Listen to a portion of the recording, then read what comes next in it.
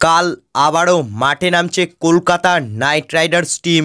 সামনে প্রতিপক্ষ Lucknow super giant's. তবে এই ম্যাচের আগে নীতিশ রানাকে নিয়ে সুখবর। হ্যাঁ ফ্রেন্ডস, নীতিশ রানা কিন্তু আবারও যোগ দিয়েছে কলকাতা নাইট রাইডার্স টিমে। চোটের কারণে 3টি ম্যাচ সে কেকেআর টিমের সঙ্গে ছিল না।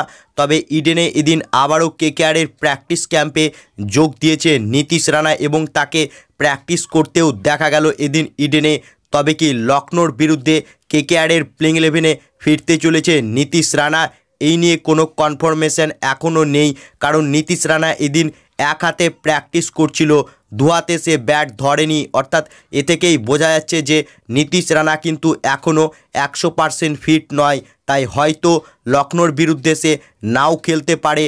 তবে দলের সঙ্গে সে যোগ দিয়েছে, এটা কিন্তু সুখবর কেকেআর টিম তথা কেকেআর ফ্যানেদের জন্য। এছাড়াও লখনৌর বিরুদ্ধে এদিন সারফেন রাদারফোর্ডকে কি খেলাবে কেকেআর? এই নিয়ে একটা প্রশ্নচিহ্ন রয়েছে। তবে যদি কেকেআর রাদারফোর্ডকে খেলাতে চায়, সেক্ষেত্রে কেকেআরকে দুটো পরিবর্তন করতে হতে পারে। অর্থাৎ মিচেল স্টার্ককে বাদ দিয়ে তার জায়গায় তারা রাদারফোর্ডকে আনতে পারে এবং রামানদীপ সিংয়ের জায়গায় হর্ষিত রানাকে খেলাতে পারে। অর্থাৎ এটা একটা অপশান রয়েছে কেকেআর টিমের কাছে।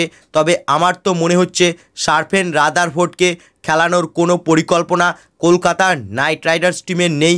বাকি তোমাদের কি মনে হয়, সারফেন রাদারফোর্ডকে কি কেকেআরের প্লেইং 11-এ সুযোগ দেওয়া উচিত? তোমাদের কি মতামত এ বিষয়ে তা কমেন্ট বক্সে লিখে জানাও।